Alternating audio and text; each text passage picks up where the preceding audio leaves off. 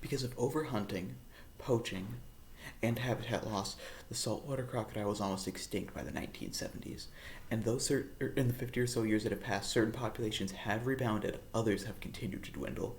Now, not only have I done much research for this speech, but I do research saltwater crocodiles as a bit of a hobby, and I can say that while the saltwater crocodile has decent population numbers and certain legal protections, they still are almost extinct in certain areas of the world where once they were a flourishing species. So, despite the saltwater crocodile status as low risk, protection efforts must be continued. And before going over why they deserve these more further protections, I'll be going over current conservation efforts.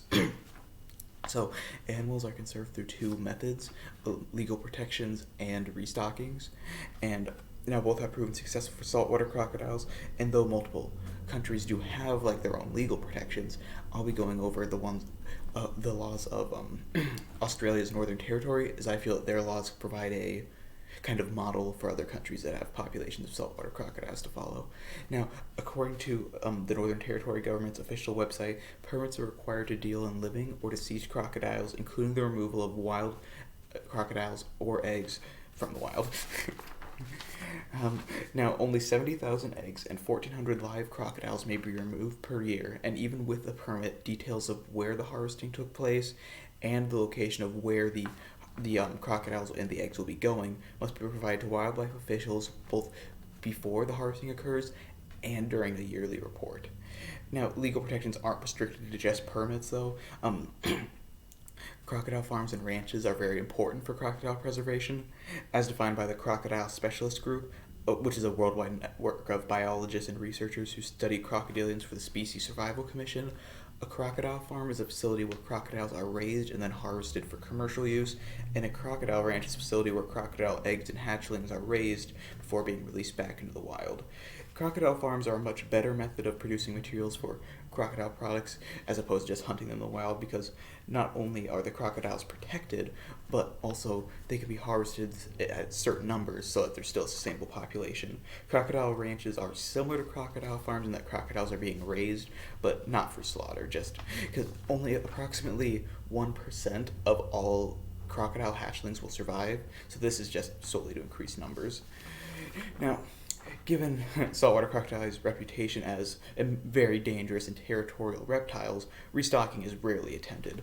Although, as reported by Animal Diversity Web, which is an online encyclopedia on the history of animals run by the University of Michigan, success has been found. In India, 1,400 saltwater crocodiles were released into Bhitarkanika National Park, with 580 surviving. The population has since grown to a near sustainable 1,000, which, especially considering a country of India's size, isn't very large, but it's still a decent population. Now, now that conservation efforts for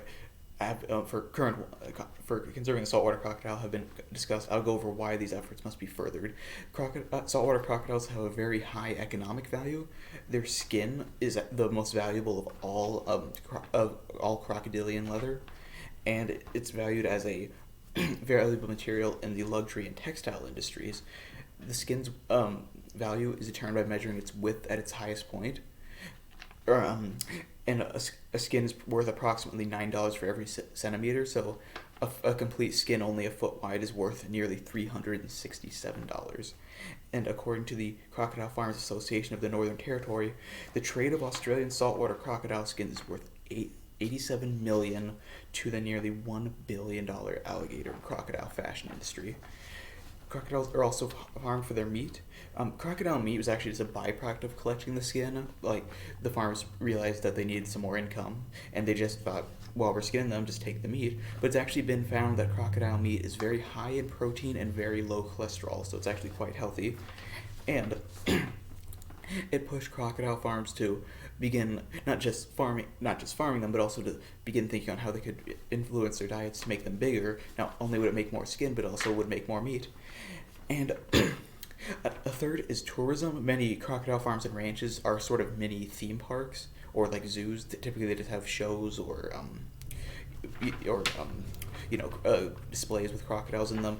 And one at farms where they're slaughtered, the bones, teeth, and skulls, which before were just thrown out, are typically made into souvenirs and sold. And Thailand has actually seen particular success with this. CNBC reported that Thailand has 1.2 million crocodiles across 1,000 farms. Now, Australia has, as estimated, 150,000 saltwater crocodiles and 100,000 freshwater crocodiles. Australia is nearly 15 times the size of Thailand, but only has about 20% of their crocodiles.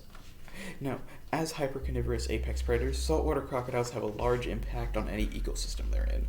In nature, a saltwater crocodile's job is to ensure that no species becomes overly populated.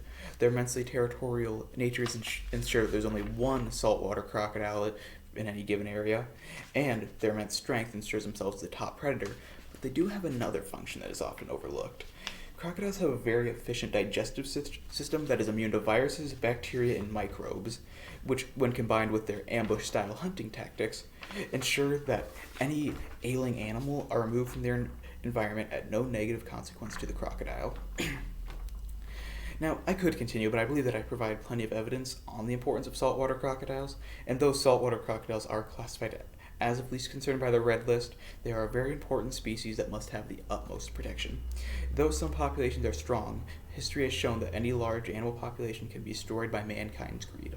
After all, we can protect saltwater crocodiles while they are here, but if they go extinct, there will be no bringing them back.